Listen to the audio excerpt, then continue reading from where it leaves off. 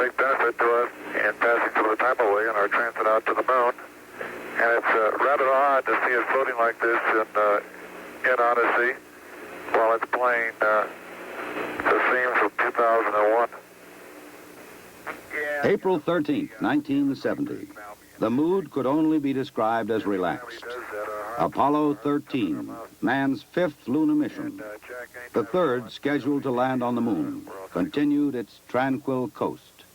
This is the crew of Apollo 13. Wishing everybody there a nice evening, and we're just about ready to close out our inspection of Aquarius and get back to a pleasant evening in Odyssey. Good night. 13, we've got one more item for you when you get a chance. We'd like it to stir up your cryo tanks. In addition, have Shaft and Trunnion Okay. for a look at the Comet Bennett if you need it. Okay. Stand by. Okay, Houston, we've had a problem here. This is Houston. Say again, please. Yes, Houston, we've had a problem. We've had a main B bus undervolt. Roger, main B undervolt. Okay, stand by, 13. We're looking at it. And we had a pretty large bang associated with the caution and warning there. And as I recall, main B was the one that had a amp spike on it once before. In the interim here, we're starting to go ahead and button up the tunnel again. April 11th, 1970. Launch day. The crew of Apollo 13. Jim Lovell, commander and veteran of 3 previous missions. He had orbited the moon Christmas 1968 on Apollo 8. Fred Haise, his first time up, lunar module pilot. Jack Swigert, command module pilot. 3 days ago, he was on the backup crew. Now he replaced Ken Mattingly. Mattingly had been dropped from the mission because he had been exposed to German measles. He would watch the launch from Houston's mission control. Auto sequence initiated, flight. Roger. Flight booster. Go. S4B pre-press complete. Roger. Flight booster. S1C pre-press complete. We're on internal power and we're go. Roger. How's it look, Econ? You got your space? Looks good, flight. Okay. MCC record us to flight speed. Ignition, flight. Roger. Roger. Clock start, flight. Roger. Let's go, all engines. Roger. Okay, Fido, how's it look? Looks good here, flight. Good agreement. Okay, Booster, how do you look? S1C looks good, flight. Okay, Capcom, we go you on the ground. Okay, we go at 1, Capcom. Get relieving, flight. Roger.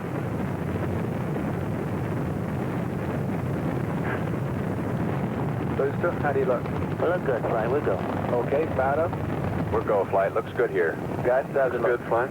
Okay, Econ, GNC. Looks good, flight. Looks good, flight. Okay, Sergeant. Looks fine. Through max Q and we go, flight. Roger, Booster. And go for staging, Capcom. Confirm and board out, flight. Roger. Staging, flight. Roger. Flight Fido, trajectory confirmed, staging. Roger. Flight booster, then board out was way early. Okay. Flight confirmed, number 5 engine down. Roger. Booster, you don't see any problem with that, though, do you? Negative, not right now, flight. All the other engines are go. The next step in the routine of lunar flight was to burn out of Earth orbit toward the moon, then pull free of the third stage and dock with the lunar module Aquarius. At the controls of the command module Odyssey, Jack Swigert. We're hard docked, Houston. Roger, understand, hard dock. Good deal. They pulled Aquarius away from the Saturn third stage, the S4B. Okay, I can see the S4B now at the hatch window. Odyssey and Aquarius moved away from Earth toward the moon.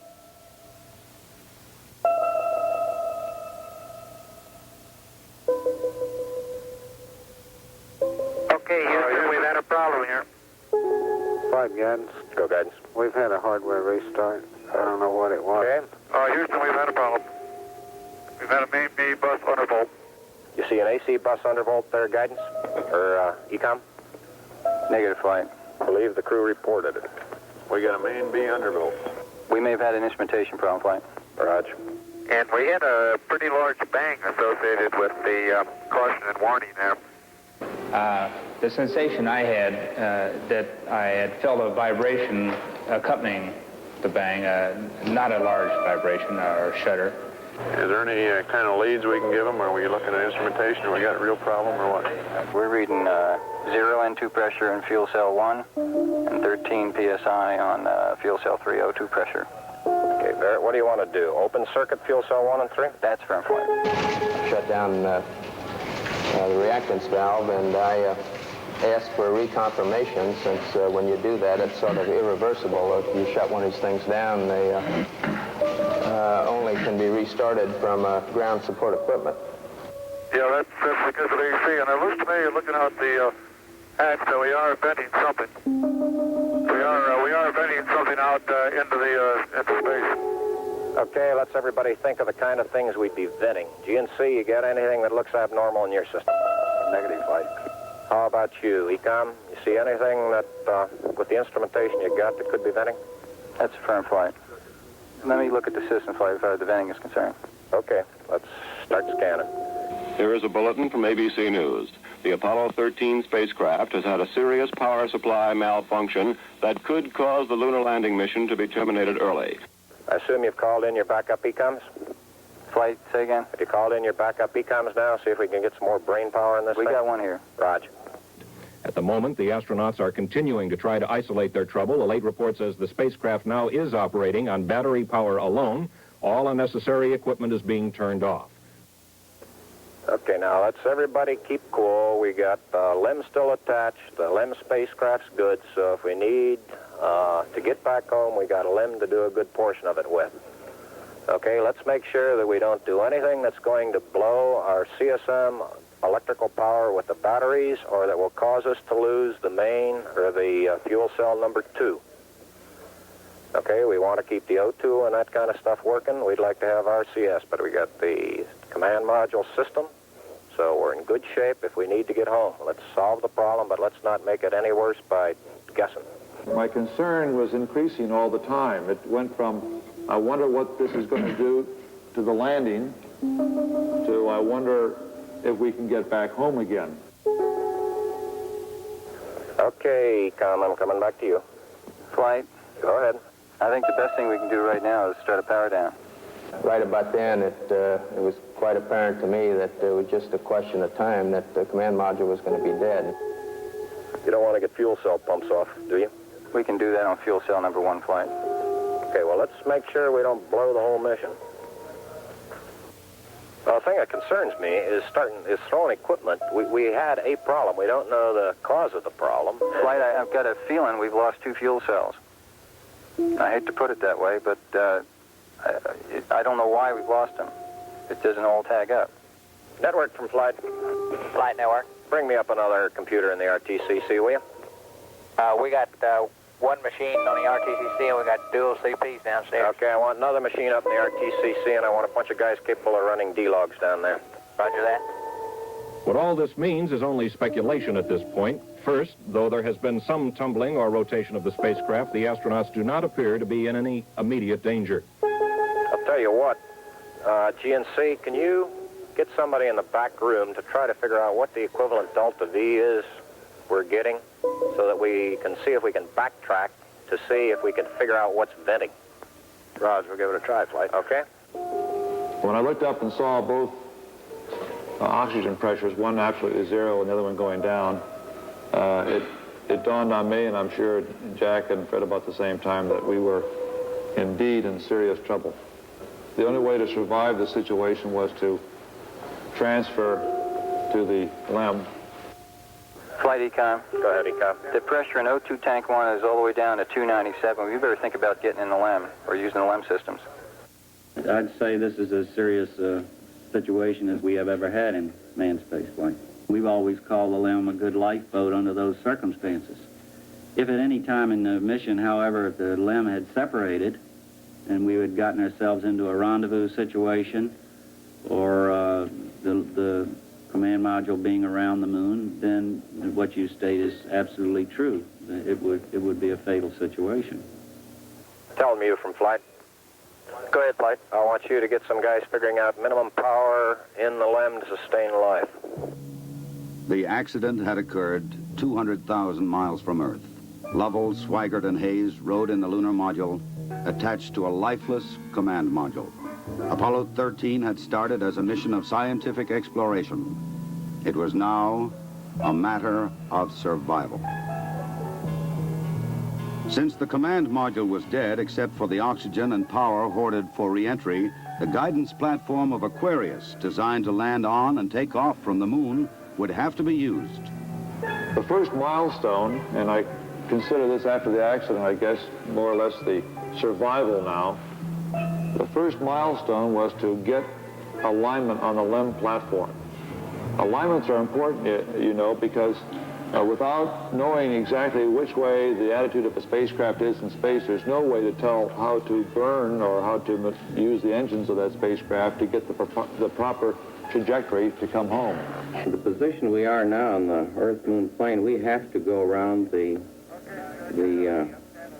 moon to get back if we're going to use the DIPS engine. You would have had enough capability with the SDS engine, but of course we don't dare use that now. So we have to go up to the backside of the moon and come back. To get into the correct orbit around the moon, the crew had burned out of a trajectory that would automatically bring them back to Earth. They would have to get back onto a safe course toward Earth. He needs to put his throttle to min also, Flight. Throttle to min? Yes, he's at 29% now, roughly. This maneuver, again, was completed on time, and because it was a manual burn, we had a three-man operation. Jack would take care of the time. He'd tell us when to light off the engine, when to stop it. Fred handled pitch maneuver, I handled the roll maneuver, and I pushed the buttons to start and stop the engines. Aquarius, and you go for the burn.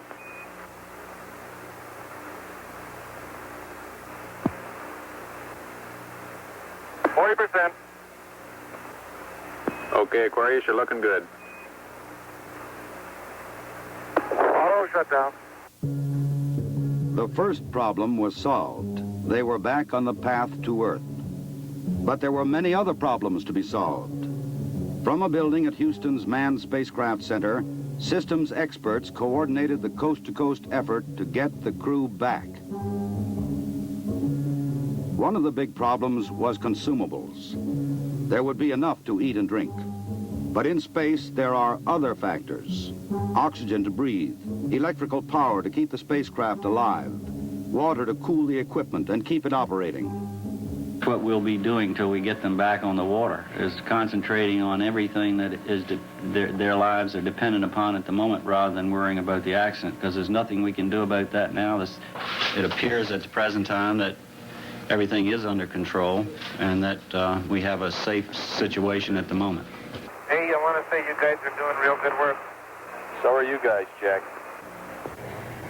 We are about 70 hours from home, and we think we have the situation in control. We've projected the consumables as I've described, and we have a plan for carrying out the rest of the mission, but there's going to be no relaxation at all as far as that goes from now until splash. There was a key decision to be made before Apollo 13 went behind the moon. Where to bring them down. Their present course would take them to the Indian Ocean, where recovery would be difficult. A burn to bring them home quicker would take them to the Pacific Ocean near the recovery forces. Bringing them home even faster would place them in the South Atlantic, again away from recovery forces. It was decided to take them to the Pacific. We've run these simulators both here and at the Cape and at the contractors that continuously ever since last night. We've tried to simulate virtually everything that we've had the crew to do that is non-normal that they've done, and we've proven most everything that we've been able to run on the simulator prior to passing it up to them. There may be some details we haven't done, but at least we've checked the feasibility of everything we've done, and we'll continue to do that. They passed 137 miles from the moon. For Lovell, it was the second time that he had seen the moon so near. But there was no time for contemplation. There was another critical burn coming. Okay, look, let's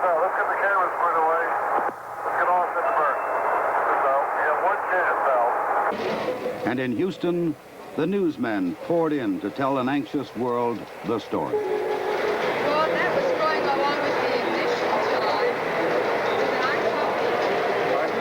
time. Shortly after Apollo 13 had separated from the Saturn third stage, the stage had been sent onto a trajectory toward the moon. Its impact would be recorded by the seismometer left by Apollo 12. By the way, Aquarius, we see the results now from 12's seismometer. Looks like your booster just hit the moon and it's rocking it a little bit. Over. Well, at least something worked on this flight. I'm sure glad we didn't have a limb impact, too. Jim, you go for the burn. Go for the burn. Roger, understand. Go for the burn. Guidance okay? We're good, flight. Control okay? We're okay, flight. Tell me we're go, flight. Inco okay? We're good, flight. Ground confirms ignition. We're burning 40%. West Houston, you're looking good. Roger. Shut down. Roger, shut down. I say that was a good burn. Roger, now we want to power down as soon as possible. Understand. To conserve the electric power and cooling water, the crew shut down all but the vital, life-sustaining systems of the LEM. I think the LEM spacecraft's in excellent shape, and I think it's fully capable of getting the crew back. I think, as we have found before, every time we've put the LEM spacecraft to a test, it's always done much more than it was guaranteed to do, and I think this is a good case in point. Conserve the consumables, cooling water, electric power. The LEM water gun was leaking, and we shut that off. I guess it leaked about a quart of water, I would estimate. But it took me about 2 days to get my feet dry, and of course, I think you were all aware that the temperatures were going down in both vehicles, and it's made for very chilly feet for a couple days.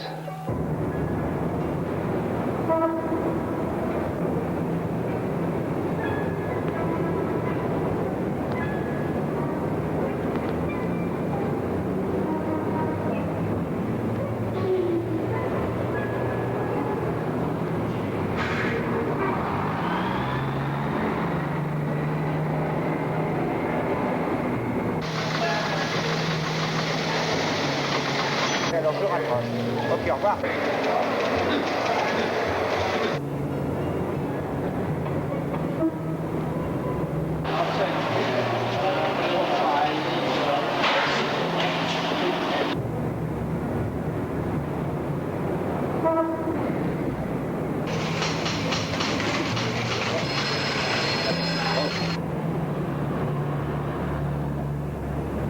Lord, your astronauts will come back safe. If I may be serious for one moment and ask the entire audience for a moment of prayer for the crewmen of the Apollo 13. We'll hold silence for a moment, please.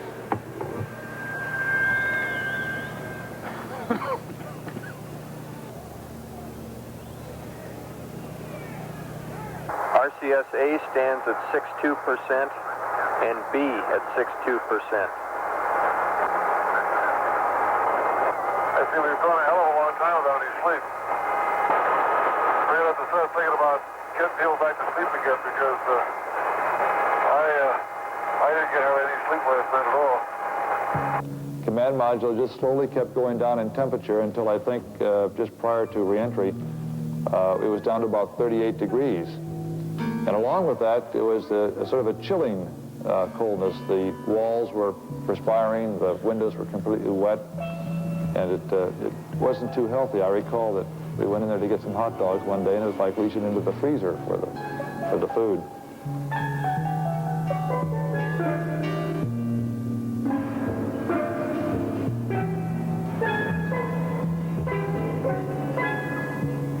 If you want my opinion of how they handled the situation when it happened, they handled it exactly like we'd expect them to. They were about as well on top of it as anybody could be, knowing what we knew, which isn't very much, I'll have to admit. But I think they did everything right within the knowledge that was available to us in a timely fashion, which is what all we expect of them. I think they did a beautiful job of it. We actually had a third little sleep restraint, which Fred then put on and buttoned up and kept a little bit warm. The astronauts faced another problem, their own exhaled breath. The lithium hydroxide chemical to take carbon dioxide out of the air was not sufficient in the lunar module. They would have to adapt the canisters from the command module to fit the hoses in the LEM. On the ground, an adapter was fashioned from materials the crew had available in the LEM. Cardboard from a checklist, plastic bags, and tape. After checkout in an environmental chamber, the directions for construction were sent up to Aquarius. At this point in time, I think the partial pressure of carbon dioxide was reading about 15 millimeters.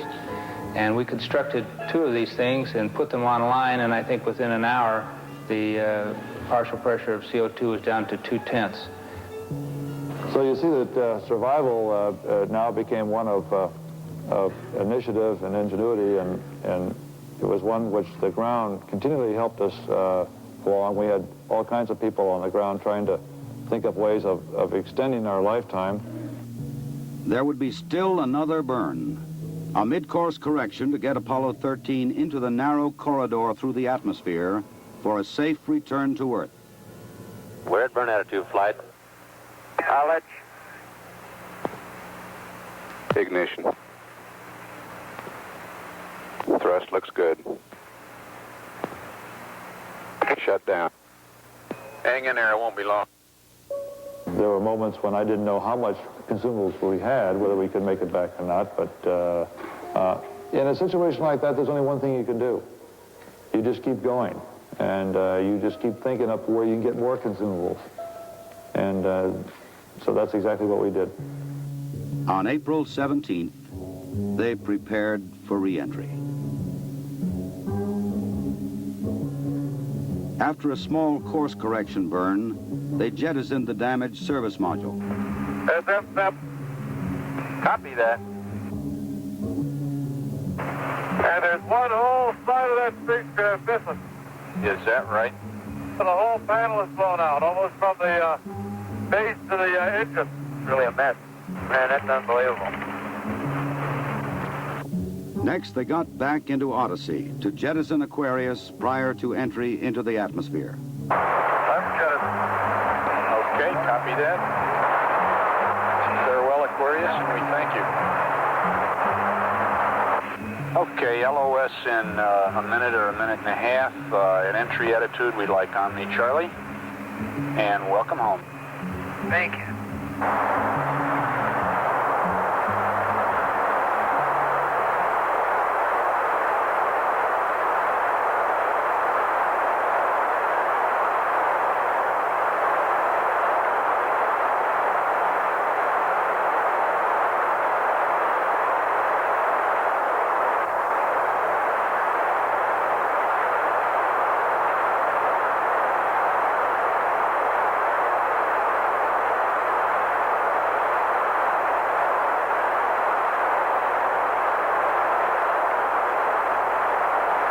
Odyssey Houston standing by, over. Okay, go over.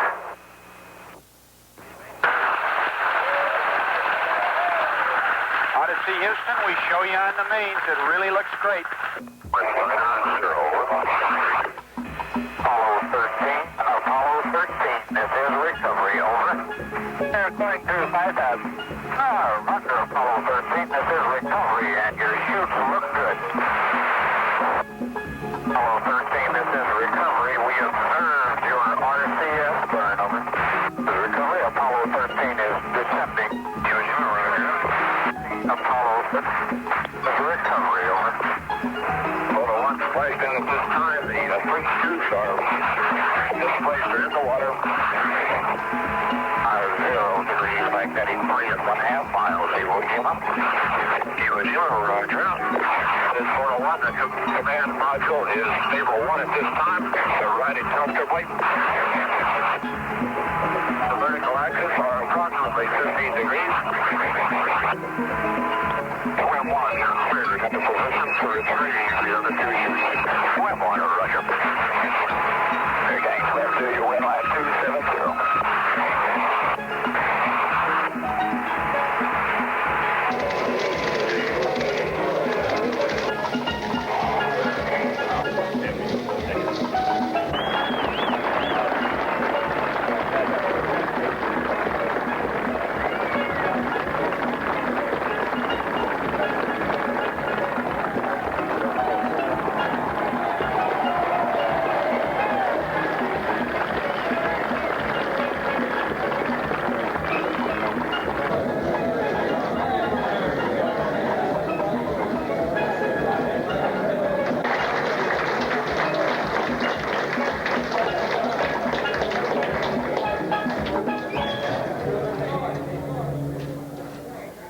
recall, Captain, that when I spoke to you on the phone, you said that you regretted that you were unable to complete your mission.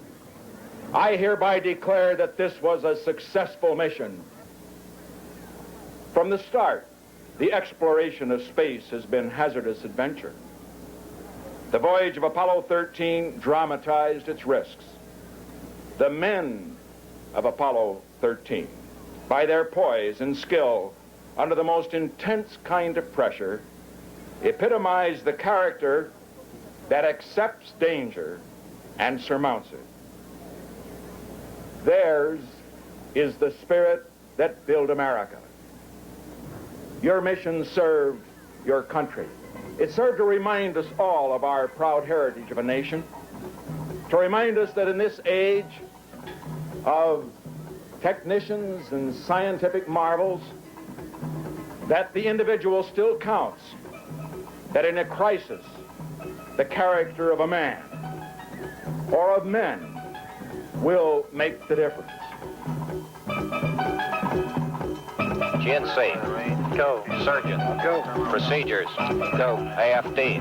Go. Network. Go. Computer soup. Go. Raj, network, give me an amber. RTC on AFD conference. RTC on AFD conference. Okay, all flight controllers, let's play it cool.